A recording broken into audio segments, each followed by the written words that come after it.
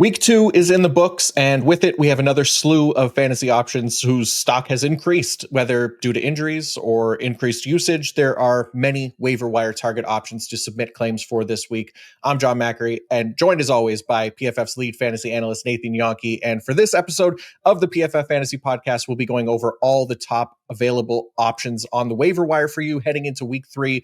Nate, week 1, we lost George Kittle. This week, we lost another top 5 player at the position with Joe Burrow. Then we got news. Jaden Daniels will miss this week with a knee injury. Justin Fields is in concussion protocol. Brock Purdy missed this week. JJ McCarthy is out with an ankle injury. We're 2 weeks into the season, and the injury Grim Reaper is already taking aim at some of our top fantasy options, starting at the quarterback position. So, how are you doing coming out of week 2? I'm doing well. Of course, a little tired because we had that double header on Monday Night Football. We're on East Coast time, so that went till about 1 o'clock in the morning. So didn't get quite as much sleep as I'd like, but we do have an interesting set of waiver wire targets this week. It kind of nicely balanced out week 1, where week 1 we had all these tight ends available that were very interesting. This week, a couple more running backs emerged, some wide receivers emerged, and then of course there's the need at quarterback. So whether there's great options at quarterback or not, a lot of people need a quarterback this week. Yeah, big time. Yeah, I am on that list as well because man, that was not a good week for quarterbacks. Hopefully that we're just getting that out of the way and we're okay for the rest of the season. But as we know, Joe Burrow's out at least 3 months here. It seems like. But yeah, it's going to be a crazy one. But yeah, if you need to catch up on waiver wire targets or you want to read the article, you can definitely do that over on PFF.com right now. Check out Nate's article with the PFF Plus subscription. And make sure you use the promo code PFF Fantasy Podcast 25. That's all one word, numbers 25 to get 25% off a PFF Plus subscription. You'll get access to not just the waiver wire article, but rankings, the other locked articles, the tools, PFF grades for every player on every team. So make sure to use the promo code PFF Fantasy Podcast 25 to save 25% off on that deal. And hey, if you just want to support the show / us in a free way, be sure to like, subscribe, and then you could hype this video on YouTube. I saw there's like this hype option, at least on mobile through YouTube, where for like certain channels you can click the hype button that appears, and apparently that helps. I'm not sure. I've never seen it before. It's new to me, but hey, only one way to find out. So give it a go and let's see if it helps. But now that we've done that, let's get into the week 3 waiver wire targets, Nate, because we got to start at the quarterback position, obviously, where, yeah, if you lost Joe Burrow or Brock Purdy or Justin Fields or JJ McCarthy or Jaden Daniels, then you have some options this week because we can start with our top quarterback option from last week. He remains in that spot this week, Nate, Michael Penix Jr. of the Atlanta Falcons. Yeah, Penix will probably be here for a while as long as he's available in at least 50% of ESPN leagues because the Falcons have such a nice schedule over the second half of the season. So Penix is always going to be a great option, even if you don't need a quarterback specifically this week because of what he can do in later weeks. He had a pretty decent week 1, not quite as strong in week 2, but I'm not all that concerned about the performance so far this year. We saw last year Jaden Daniels had a slow start. Bo Nix had a slow start. We've seen quarterbacks with lower grades than what Penix has had, as well as other quarterbacks like J.J. McCarthy hasn't had the greatest first 2 weeks. He's another quarterback that I'm not giving up on yet because we've seen quarterbacks have slow starts and be just fine over the course of the rest of the season. So all of the reasons that we like Penix heading into the season are also true. Has a very nice supporting cast around him, has a pretty decent offensive line in front of him, a pass happy offense in general. So I am excited for Penix going forward. This week in particular, he is playing the Carolina Panthers, which has been a pretty great matchup for quarterbacks in the past. So I think Penix is a good quarterback if you need a quarterback specifically this week, but also if you just want a quarterback in the long run. Has a little bit of a rough stretch in October, but from weeks 11 to 17, just matchup after matchup that's favorable for him. So he's someone I pick up regardless of if you need a quarterback now or you think you might need one in the future. Yeah, it's a good call, right? Because yeah, like he wasn't the most effective option in week 2, but I think we even alluded to that even last week, right? Where the Vikings they can pose problems for opposing offenses, and even though they were without Andrew Van Ginkel and Blake Cashman, Harrison Smith, like Brian Flores still found a way to kind of limit that Falcons passing game quite a bit. Like they're is going to be better matchups, especially in the NFC South, right? Like you said, Carolina next week, and then one more time this season. Still gets the Saints twice. Although I think one of them, week 18 is one of those games against the Saints. But overall, there are plenty of good matchups on the schedule. Like you said, Nate, you got Miami in there, Indianapolis, etc. But hey, maybe you're not a Michael Penix guy. No problem. We got other options for you, including Joe Burrow's direct replacement. Jake Browning makes the list, Nate, as Burrow, like we said, is expected to miss up to 3 months, essentially the year, right? Especially if the team goes downhill, like there's probably going to be no need to rush him back. So Browning got the job done on Sunday. The weapons are there in Cincinnati. He could end up being a fine option for those of us in need of a quarterback. Oh yeah. First off, we generally just cover single quarterback leagues here because super flex leagues, all the quarterbacks are usually taken. If you are in a super flex league and need a quarterback, then of course Browning is someone that you need to target very heavily. It's fine to spend most of your free agent budget, if not all of it, on Browning if you need a quarterback. Because like you said, it sounds like at least 3 months, which takes us right into the fantasy playoffs. And if it's slightly more than 3 months, then it is Browning for the rest of the regular season. And he played very well for the Bengals 2 years ago when he was a starter over the course of 7 weeks, averaged 20 fantasy points per game during that stretch, so was good enough to be a fantasy starter. This Bengals offense really elevates quarterbacks, which is part of why the Bengals passing attack is so good, not just because of the talent of the players, but because of the offense in general. Browning having T. Higgins and Jamar Chase to throw to, as well as the other weapons in Cincinnati, it's very favorable.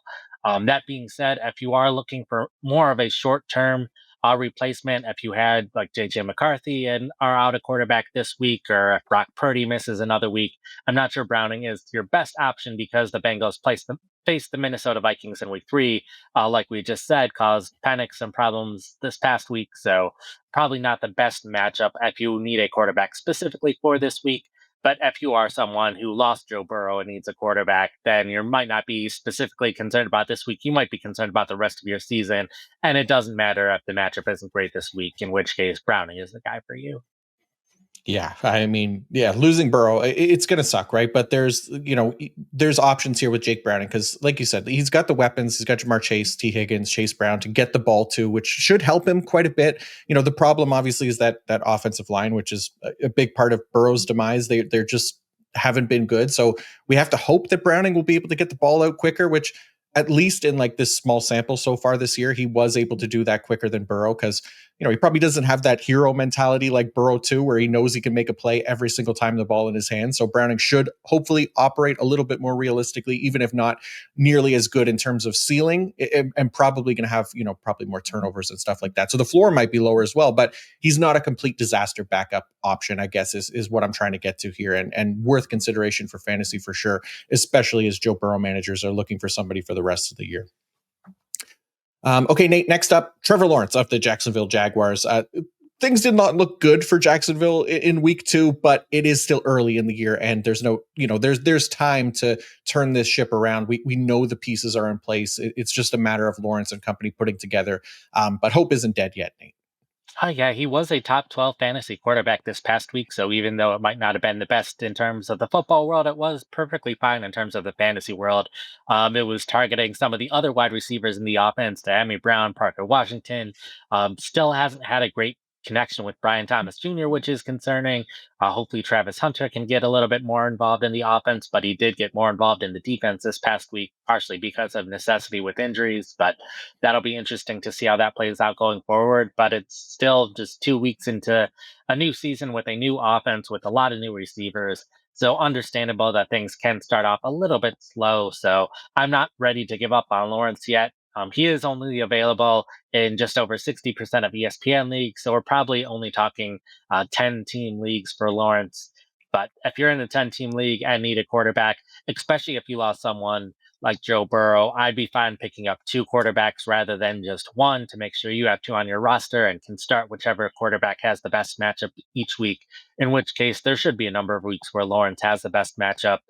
This week in particular, plays the Houston Texans, which is a perfectly average matchup for a quarterback. So uh, they have a good pass rush, but quarterbacks have had some fantasy success against them in the past. So I'd be okay starting Lawrence this week if you need to. Probably won't end up ranking in my top 12 quarterbacks heading into the week, though.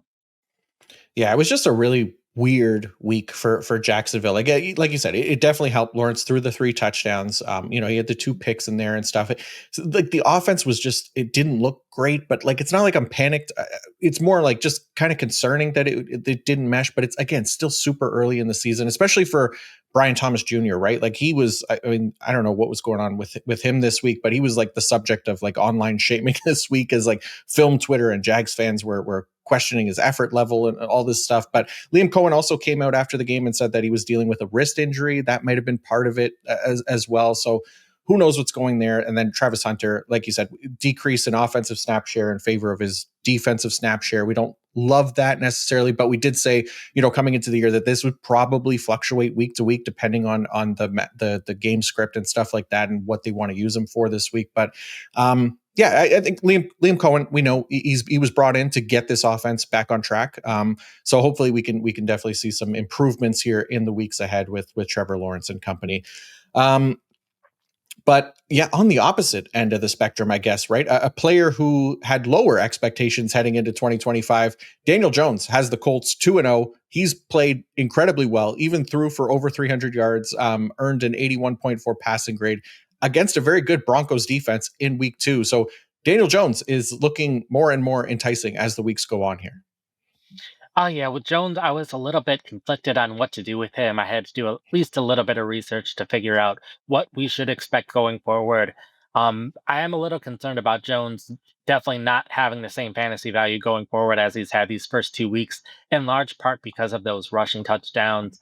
He's consistently been running the ball for the team from the 1 yard line, which is good to see that he's the one running it and not a running back. We've seen Jalen Hurts have a lot of success with that. We've seen Josh Allen, even Jaden Daniels a little bit. The problem is that teams don't often get the ball at the 1 yard line all that often over the course of the season. Typically, they only run the ball about 9 times over the course of the season on average from the 1 yard line. The Colts have already done it 5 times this year, so that is bound to regress pretty significantly over the course of the season. So even if Jones is the one to consistently run the ball from the 1 yard line, they're not going to get that many more opportunities over the course of the season, so we should expect some regression from his rushing production this year because of that. But he is averaging 15.7 points per game from passing, which is still very good. Still makes him a waiver wire target. Just concerned that that might not continue going forward. And this week in particular plays the Tennessee Titans, which is a fine matchup for him. But fine to pick him up, see what happens going forward. And especially if you're in one of these 12-team leagues where some of the quarterbacks we talked about already might not be available outside of Browning. So, in terms of those larger leagues, Browning is the top option, and then Jones is the next best option. Yeah, it's obviously like the 3 rushing touchdowns this season. They're massive, right? And Daniel Jones has looked good. Like to be fair, top 10 graded passer so far this year, at least through the Sunday games. We'll see what happens once Monday Night Football's been reviewed. But it was encouraging that he did it against Denver in week 2. But we did see who was it last year? The Saints, right? The Saints started really hot. Their passing game looked amazing, right? And then we saw this, natural kind of decline closer to at least the norm. And then, Derek Carr got hurt and stuff like that. But I wouldn't be surprised to see some regression from Daniel Jones. 100% with you there. And the encouraging thing, I guess, is that Shane Steichen has gotten the most out of his quarterbacks before with guys like Jalen Hurts and rookie year Justin Herbert, right? So maybe Daniel Jones is the next notch on his belt. So far, it's so good, but it's 2 weeks into the season here, so I'm with you not having him as the top option.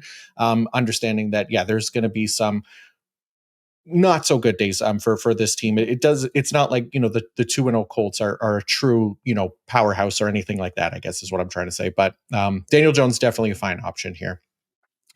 And then we do have one more quarterback waiver wire target option this week. It's Bryce Young of the Carolina Panthers, coming off a 300 plus yard, 3 touchdown passing game himself this week. Nate, what did you think about Bryce Young?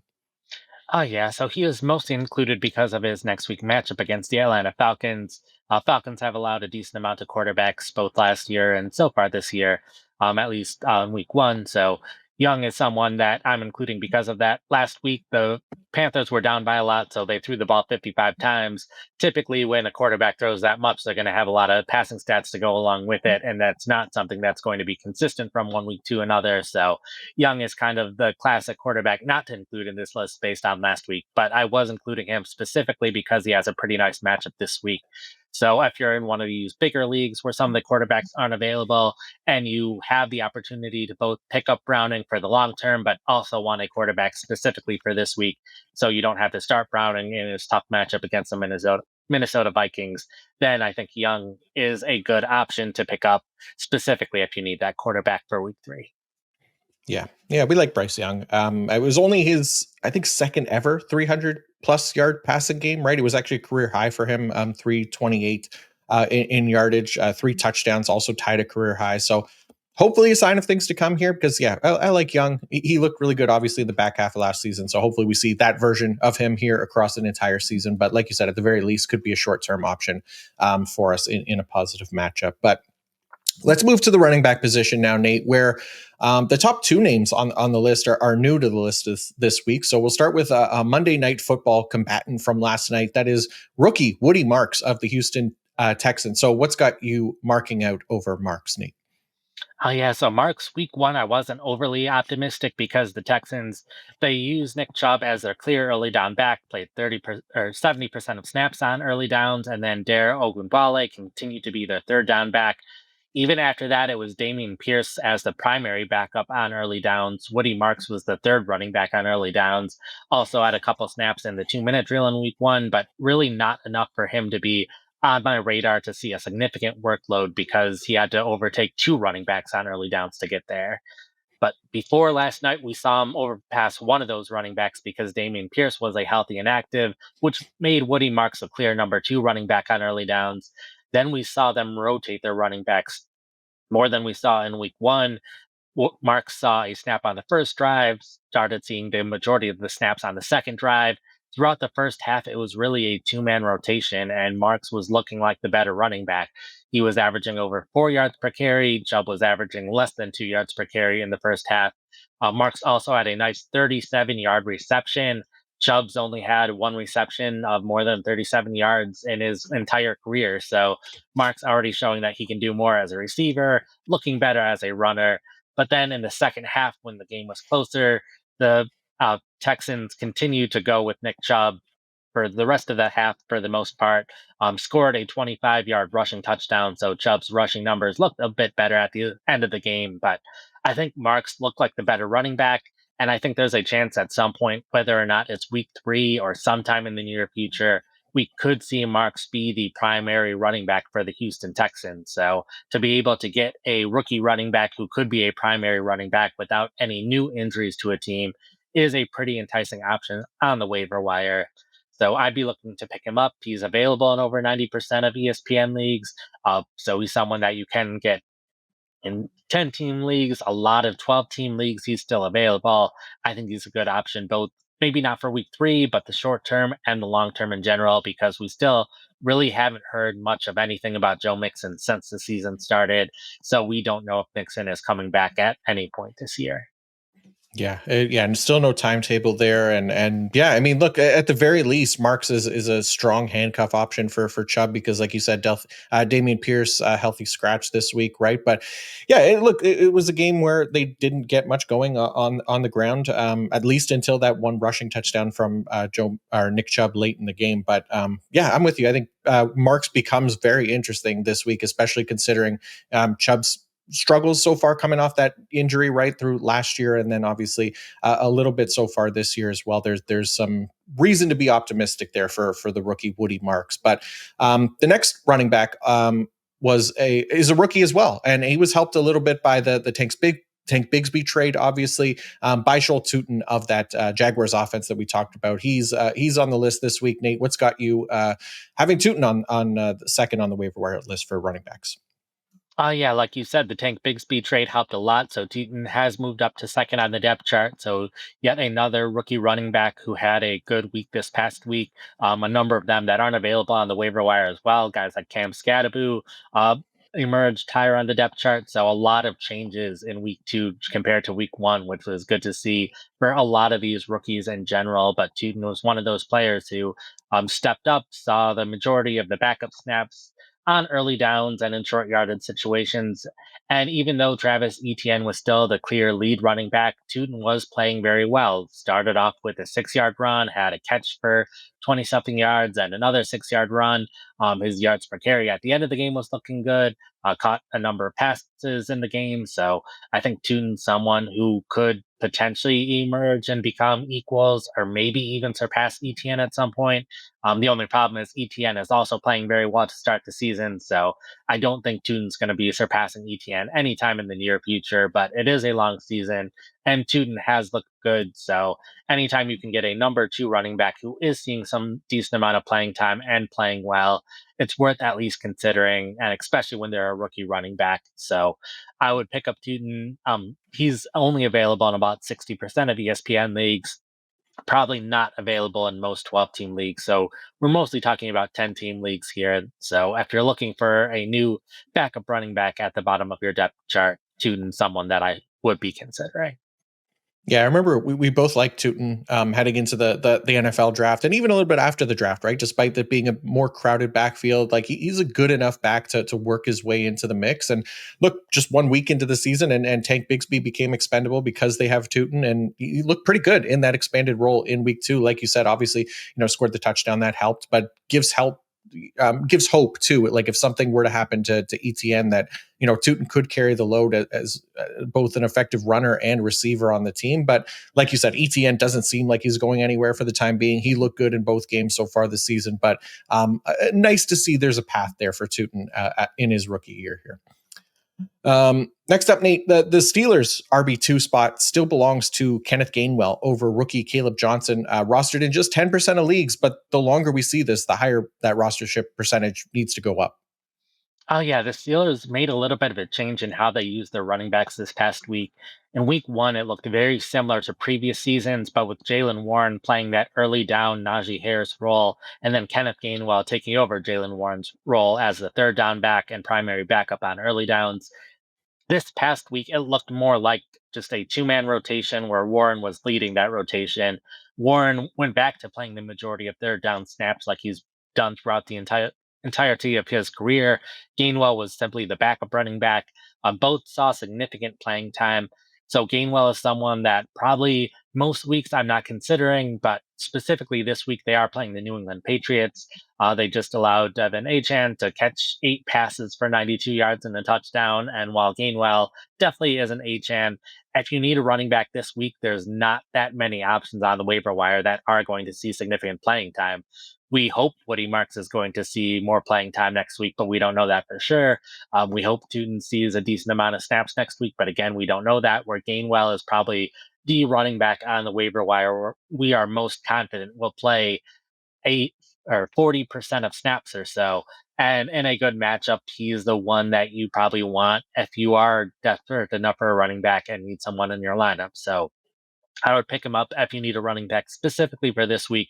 But also, I think he will continue to see a significant amount of time in Pittsburgh, especially once we start reaching bye weeks. You might need a running back who is running the ball at least a decent amount of times each week, catching a couple passes each week. That's not the worst thing to have on your roster if you took some swings on running back and they're not working out so far. Yeah, it doesn't seem like Caleb Johnson's a threat right now, right? For that RB2 spot. So I'm with you. Kenneth Gainwell looks pretty cemented in that spot, at least for the time being. Like Caleb Johnson, he also had that kick return blunder that led to a big Seattle touchdown, right? So that isn't likely to help his chances of increased playing time, but still a chance that Caleb Johnson's role grows as the year progresses. It just doesn't feel like it's going to be immediately. So really, until we see those signs that Johnson's role is growing, I mean, Gainwell should definitely be an ad here. We thought this was going to be a run heavy offense as well under Arthur Smith heading into the year.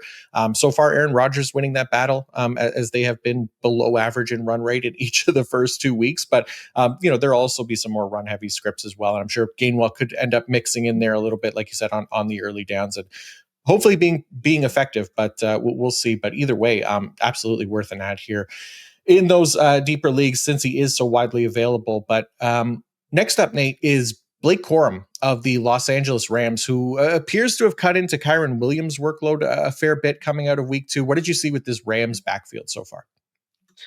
So far, week one, it looked pretty similar to last season in that Corum would get a drive or two here and there. He had the third drive of the game and the seventh drive of the game in week one. Week two, the usage was very similar in that he had the third drive and the seventh drive. The Rams had more drives this week, so it was 11 drives instead of nine. Corum ended up getting the 10th drive as well, but Corum was being very effective when he was on the field. He was running for a lot of yards and the team was having longer drives. So Corum cut into Williams' playing time a bit more than what we've seen in the past. It's not so much a change in how they were using him; it was just a change in how effective Corum was being relative to how effective Williams was. So I wouldn't be all that surprised if Corum sees a little bit more playing time. Maybe he starts rotating in every three drives rather than this current rotation, and it becomes more of a two-third, one-third share. Because Williams just got this big contract extension, I'm not sure they're going to get to a place where Corum overtakes Williams as a lead back anytime soon. But so far, Corum has been the better running back of the two. So if they want to go with the running back who has been playing better, that means Corum should be getting more playing time going forward. So there is a chance because the two are used interchangeably, it's a lot easier for them to change how they're rotating their running backs compared to a team that has a clear receiving running back and a clear early down running back. That's not the case. They trust both of these running backs in any situation. So if Corum keeps playing better than Williams, then Corum's going to keep seeing more playing time potentially. So I'd pick up Corum. Not if you need a running back for this week, I would not want him in my starting lineup, but he's available in 95% of leagues, available in 10-team leagues, 12-team leagues. He is a handcuff that I'd consider over some other handcuffs because he has a chance to cut into playing time more often. And we also know the Rams like having a clear running back. So if Williams does suffer an injury, then Corum would have a ton of fantasy value.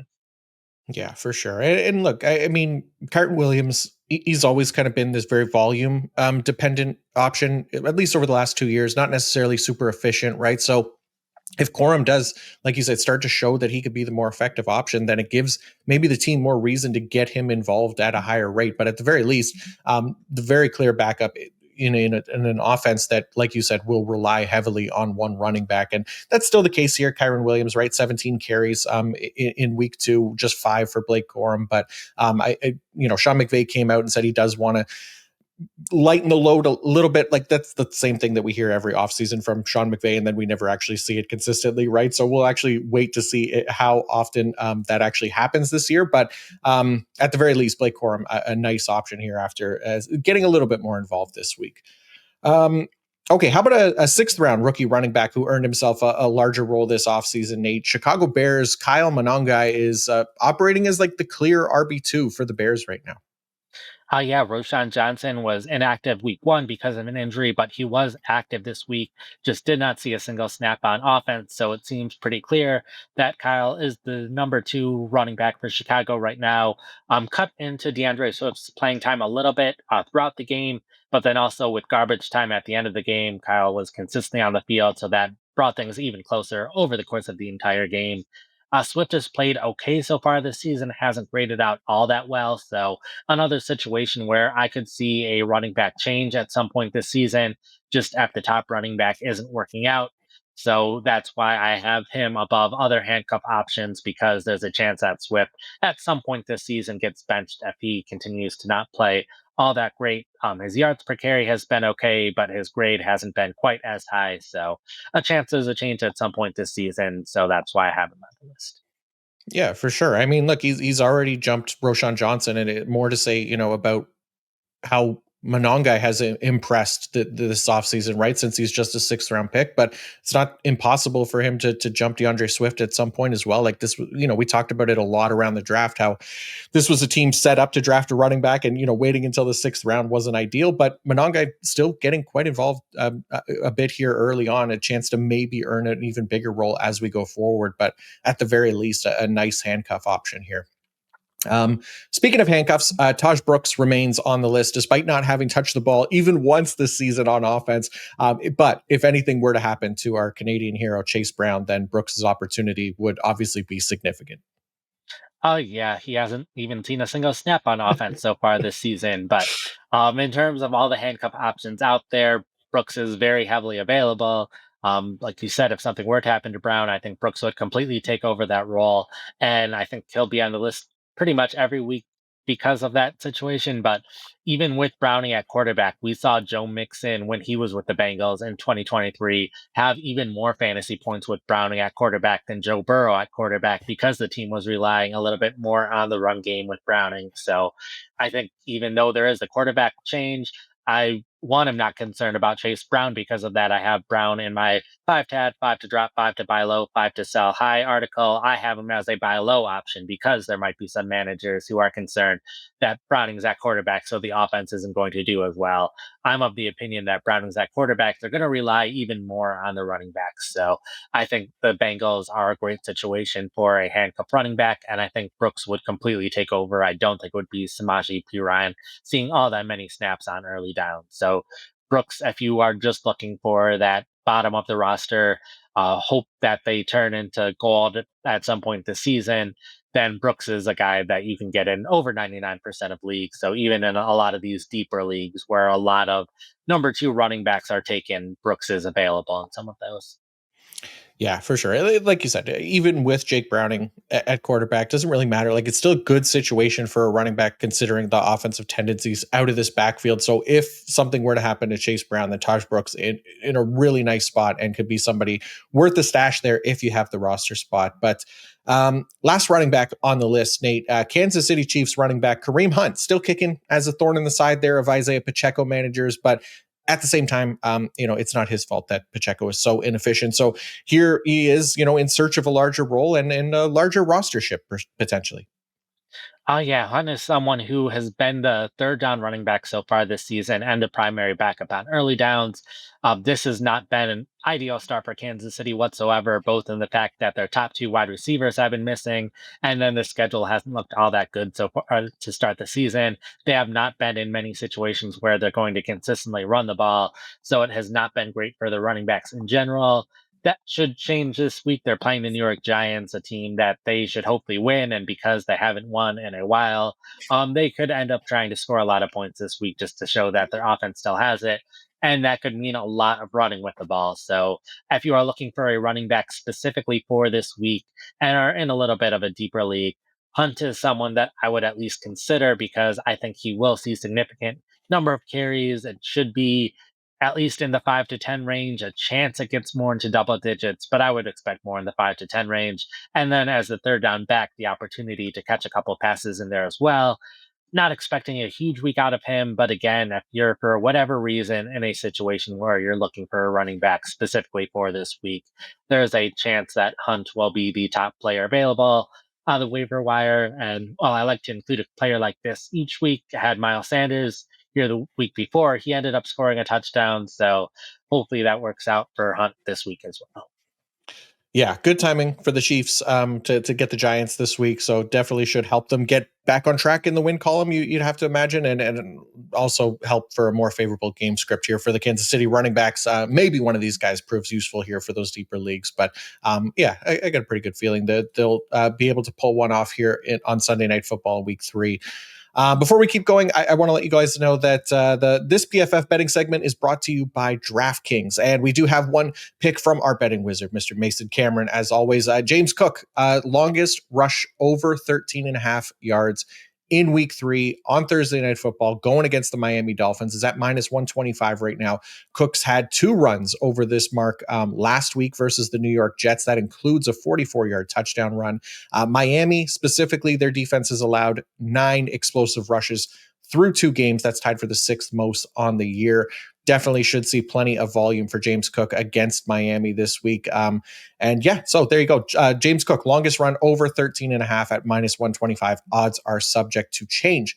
And also from DraftKings, the NFL season is rolling, and every touchdown could bring you closer to a payout with DraftKings Sportsbook, an official sports betting partner of the NFL.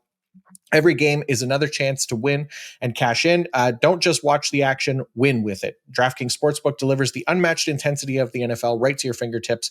From first touchdown score to anytime touchdown props or the thrill of live in-game betting, every snap is loaded with opportunity. New customers, this one is for you. Bet just $5 and get $200 in bonus bets instantly. Plus, score over $200 off NFL Sunday Ticket from YouTube and YouTube TV. Your season's heating up. Download DraftKings Sportsbook app and use code PFF. That's code PFF to get $200 in bonus bets instantly when you place your first $5 bet, plus over $200 on NFL Sunday Ticket from YouTube and YouTube TV in partnership with DraftKings. The crown is yours. Gambling problem? Call 1-800-GAMBLER. In New York, call 888-789 8-HOPE-NY or text HOPE-NY 467-369. In Connecticut, help is available for problem gambling. Call 888-789-7777 or visit ccpg.org. Please play responsibly on behalf of Boot Hill Casino and Resort, Kansas. Fees may apply in Illinois. 21 plus age and eligibility varies by jurisdiction. Void in Ontario. Opt in for single-use token. Minimum 3+ legs and minus 500 odds per leg. Max bet varies. If only one leg of the bet loses, bet will still settle as if only the winning legs were placed in payouts and cash based on odds when the bet was placed. See terms at DraftKings. See terms at sportsbook.draftkings.com/promos. Okay, Nate, we're on to the main event. And as much as the quarterbacks were the most needy waiver wire position this week, I think the true star of the waiver wire targets, arguably the star of the NFL at this point, a man who put up 89 yards and a touchdown as the leading receiver for the Denver Broncos. I'm talking, of course, about Troy freaking Franklin. Get out there and spend all your fab on Franklin, folks. He's Troy Frank him. No, don't do that. I'm kidding. I'll calm down and temper expectations here. But my early season reaction here, Nate, is that it's happening. Troy Franklin season is officially upon us. Yeah, I appreciate you waiting a half hour into the episode before we got to talk about him. So, Franklin is someone, it's been a pretty nice ascension for him over these past couple weeks. That second week of the preseason, the Broncos rested their starters, which involved resting Devon Bailey as their slot receiver, which allowed Troy Franklin to play and have a really good week 2 of the preseason. They ended up trading Bailey, which meant that Franklin got the slot role to himself. Then he ended up seeing more snaps in week 1 than expected, which meant Marvin Mims wasn't seeing as many snaps. And then Franklin's role grew even more this past week, led the Broncos wide receivers in terms of snaps. We saw Pat Bryant start to play more as the X receiver, taking some snaps away from Cortland Sutton. So Franklin was the Broncos' top receiver, not just in terms of receiving production, but also in terms of playing time this week. Um, I think Franklin is someone that my only concern with him is the Broncos continue to change up how they do things. Their preseason usage has been the most misleading of any team each of the past 2 seasons. And we've seen a change from week 1 to week 2 already in terms of how they're using their receivers. So a chance the change happens again. But if Franklin keeps playing this well, they won't change anything. Franklin has a chance to be the Broncos' top wide receiver over the rest of the season. I think even ahead of Cortland Sutton, because we could see Sutton lose playing time to Pat Bryant over the course of the season. We could see that be a position where there's more rotation since the Broncos like to rotate a lot of their receivers, just not Franklin at this point. So even Marvin Mims, he was rotating a lot with Trent Sherfield. We saw Franklin as the one rotating some with Sherfield in week 1. So only concern is that there's been changes in the past for Denver, and therefore there could continue to be changes, and those changes could be bad for Franklin. But for the time being, it looks like he can be a great option for Denver's wide receiver room and someone that I think could be a potential fantasy starter for the rest of the season if he keeps playing well. This week specifically plays the Los Angeles Chargers, a team that they'll probably need to pass the ball a decent amount. So I think he is a fine option if you need a wide receiver this week, but also someone that you should be getting for his potential for the rest of the season as well. Yeah, I really hope so. Not only do I have him rostered in too many dynasty leagues, probably, but I even started him in one. I created my holy trinity of wide receivers in my lineup this week. I'm calling it alongside Jamar Chase and Romo Dunze. Troy Franklin did not look out of place next to those absolute dogs. But now it's up to Sean Payton, right? Like you said, to let the big dog keep eating here this season because he looked great. Look, Cortland Sutton. Unfortunately, not as involved this week. Maybe time to focus on the new here that, Troy Franklin, Marvin Mims, Pat Bryant. Yeah, we'll see. I really hope I didn't jinx this by getting too excited. I'll only have myself to blame if I did, but you better believe I'll be deflecting some of that blame to Sean Payton if I can. But for now, Troy Franklin's season is still on. All right. Well, Troy Franklin is the crown jewel of the waiver wire targets this week. We still have more because we saw a rookie emerge in Tennessee to help with a struggling passing offense there. Alec Ayumanor went for 56 yards and a touchdown on Sunday. And what a pass by Cam Ward, by the way, for that first NFL touchdown. That was sick. Ayumanor on the receiving end of it. Can the rookie be a consistent part of this offense going forward, Nate? He's at least consistently been on the field. He's been the clear number two wide receiver outside of Calvin Ridley. That's been true since the start of the season and even in the preseason. They were resting some of their starters at times, but it was looking pretty clear that he was heading towards the starting lineup.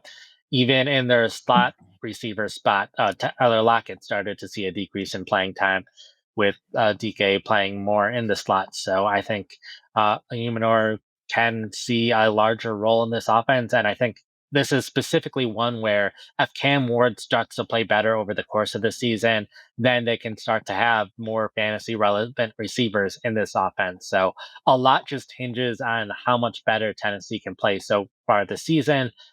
There's a chance that they might stay the same and not get all that much better, in which case I probably wouldn't trust starting at pretty much anyone in the Tennessee offense going forward if the offense doesn't get better, especially once Tajay Spears gets back and cuts into Tony Pollard's playing time. But if the offense does get better, which there's a chance that that happens, like there's not many times where we see a fourth round rookie wide receiver or later have this much playing time early in their rookie season. Like we saw it with Puka Nakua and Amon-Ra St. Brown, which are two very, very optimistic options. We've only seen it like four or five other times over the course of the past decade.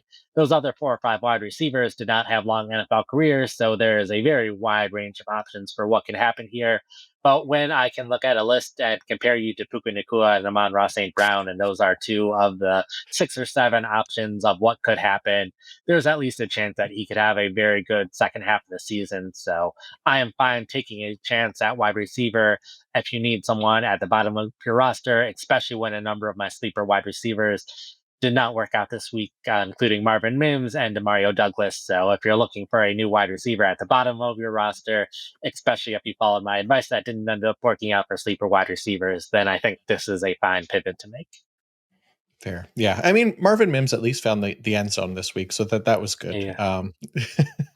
But look, Playing 40% of snaps isn't going to yeah, work, though. yeah. But like if there's one thing we know about this Titans receiving core, they're desperate for someone to emerge here, right, as a consistent option. And Humanor, like you said, he's got the fourth round draft capital, potentially mix in there this season because it doesn't seem like it's going to be Van Jefferson or Tyler Lockett.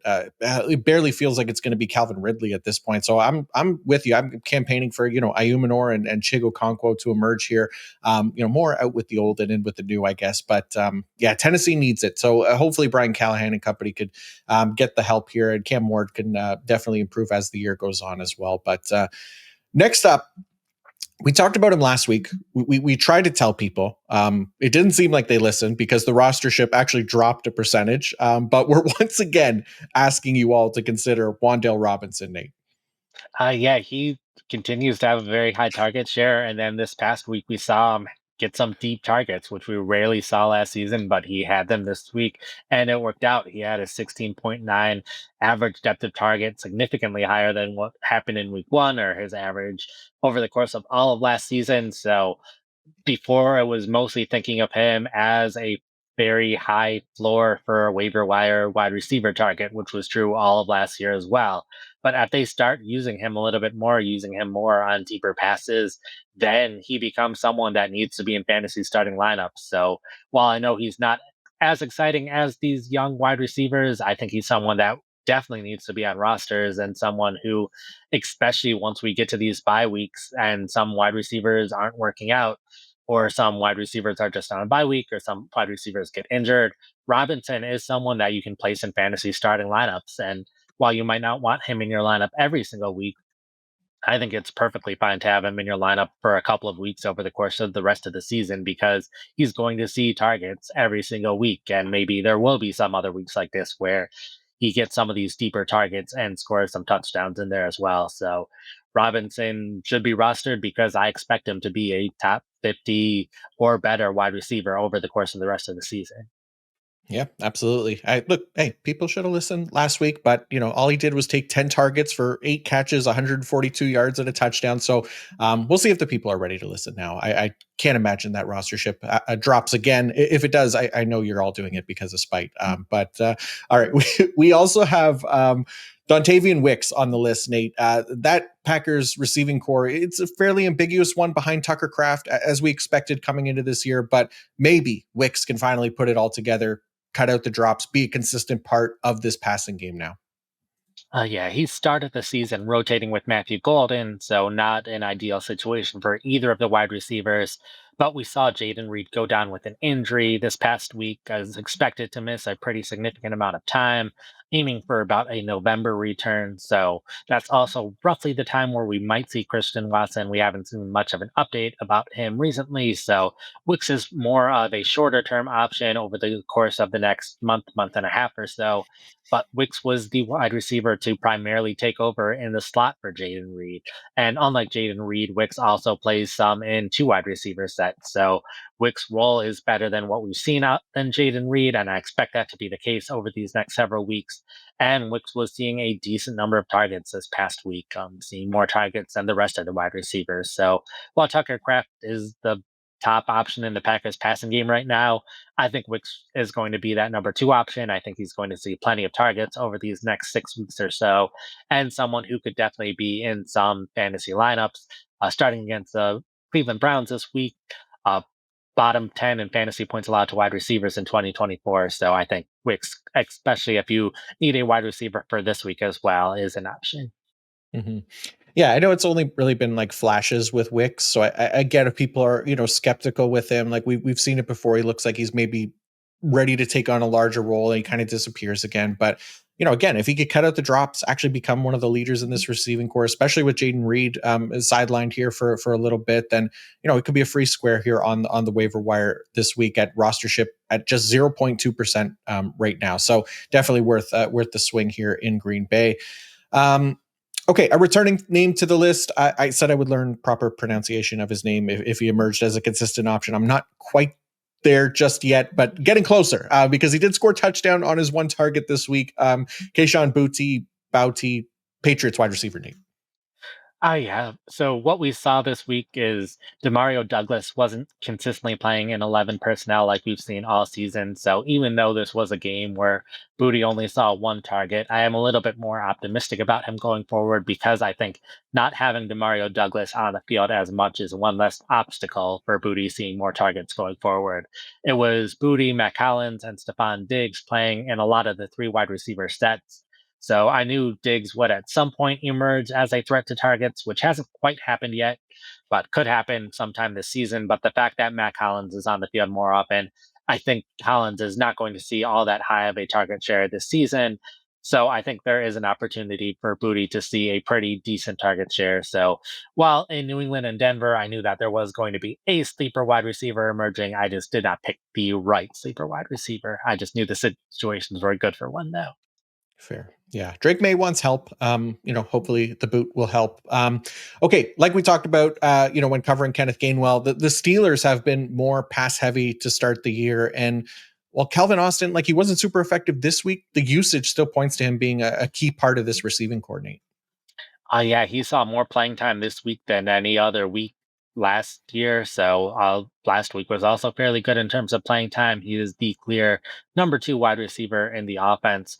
Roman Wilson did emerge as the clear number three wide receiver after being in a bit of a rotation in week one, but Austin, it's a pretty similar argument to what we had week one. It's that Aaron Rodgers has a very long history of throwing to wide receivers who play a lot in the slot as well as out wide, and Austin fits that a little bit more than DK Metcalf. So a chance that Austin emerges as a very clear option in this passing game.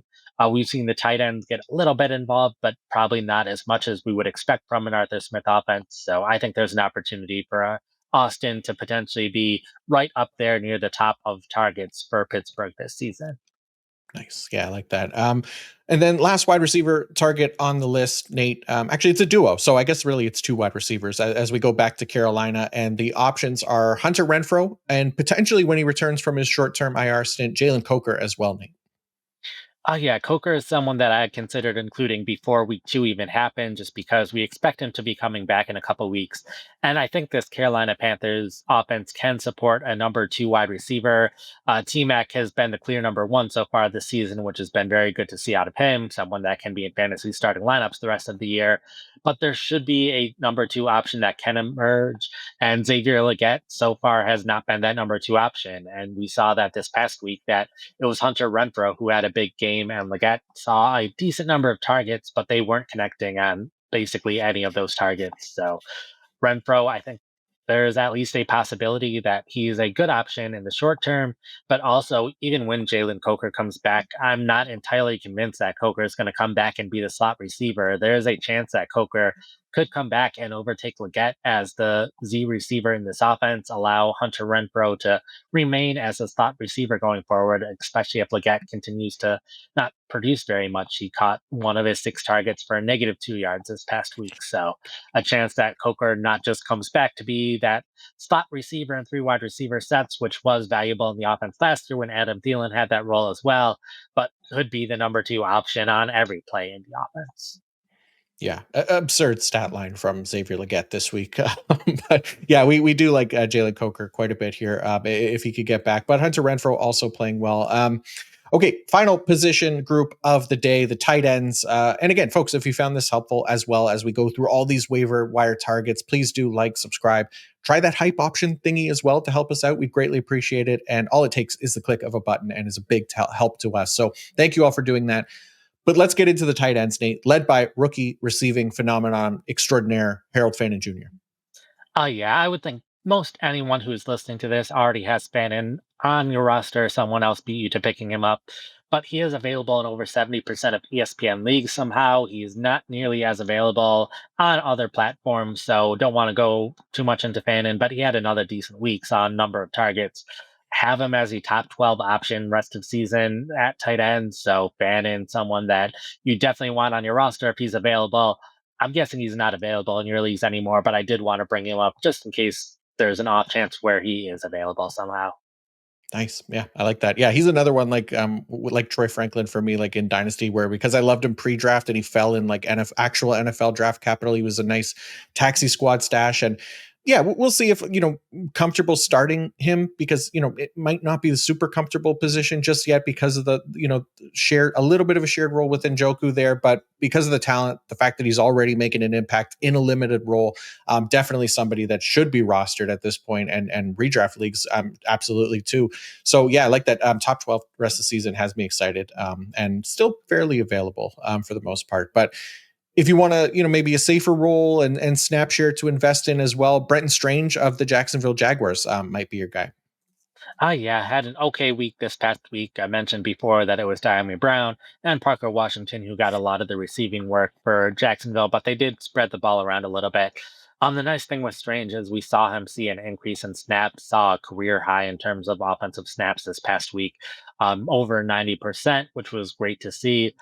His role in the season in terms of playing time, top 10 for tight end so far this season, playing significantly in both single tight end sets and 2 tight end sets. One of the very few tight ends who is seeing a very high percentage of snaps in both of those situations.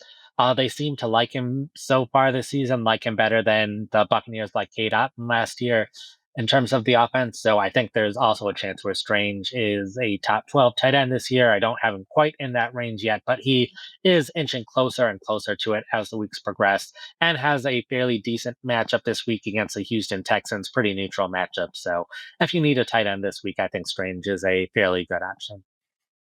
Yeah, and like we've been saying, there's untapped fantasy potential in this offense as a whole. That includes Brenton Strange with that role, and maybe flying under the radar a little bit because he wasn't super involved this week. So potentially somebody that we can get for relatively cheap here on the waiver wire this week. But also, Chico Conquo still on the list, Nate. We talked about him last week. We talked about the hope for new consistent options emerging in the Titans passing game as well.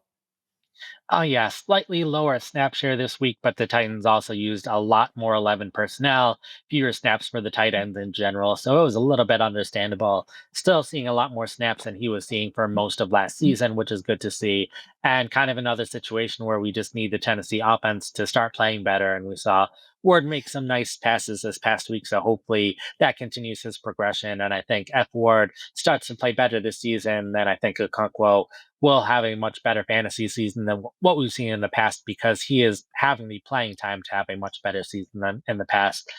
Specifically, this week's plays the Indianapolis Colts. They allowed the third most fantasy points to tight ends last year. So far, have not really allowed much of anything to tight ends this year, but the only tight ends that they face that have had multiple targets against them are Tanner Connor and Adam Trotman. So not the most fantasy relevant tight ends in the world. So I think Okonkwo could have a decent week this week as well if you are looking for a tight end, and especially when you consider Fannin and Strange definitely taken in basically all 12-team leagues at this point. If you are in a 12-team league, Okonkwo is probably the best option available on the waiver wire. Yeah, for sure. And like you said, the snap share a little bit down this week, but 19% target share. That was up from 16% the week prior as well. Like we can work with that, especially if Cam Ward potentially improves and ideally this offense gets better as a whole. So I'm with you. I'm still in on Chico Conquo for sure. A new name on the list this week, and one that might not jump up to the front of people's minds when scrolling through the waiver wire this week, but he did find the end zone in week 2, potentially as Seattle's tight end one, Nate, AJ Barner. Yeah, he has pretty well emerged as the clear tight end one in Seattle so far this season, playing a very high percentage of offensive snaps each of the first 2 weeks. I thought after the preseason it would be kind of an ugly three-man rotation, but they haven't used Saubert as much in run situations as I had expected. They haven't used Arroyo as much on third downs as I expected. It's been Barner pretty consistently on the field in all situations. So when you're looking at tight ends and how much playing time they're getting so far this season, Barner is pretty close to the top of the list in terms of how much playing time he's getting. So while the tight ends haven't been all that targeted so far in Seattle because Jackson Smith and Najigba is getting over 40% of the targets there, Smith Najigba is not going to see 40% of targets over the course of the entire season. That should regress pretty significantly, even though Smith Najigba should be a fantasy starter the rest of the season. There should be more targets to go around, and I think Barner will be one of the biggest beneficiaries when those targets start to get spread around a little bit more evenly. So Barner is someone that I wasn't all that high on heading into the season, but he is someone who's getting the playing time and in an offense where there should be another option that emerges as a pass catcher, and I think Barner could be that option. Yeah, I'm surprised, I guess. I mean, I didn't expect like a Elijah Arroyo to be like a year one fantasy option, but I didn't think the reason would be because of workhorse AJ Barner, especially after they released Noah Fant, right? But here we are. So I'm with you. I'll probably be adding Barner in some deeper leagues this week after seeing the usage, because even in deeper leagues, he'll be pretty widely available.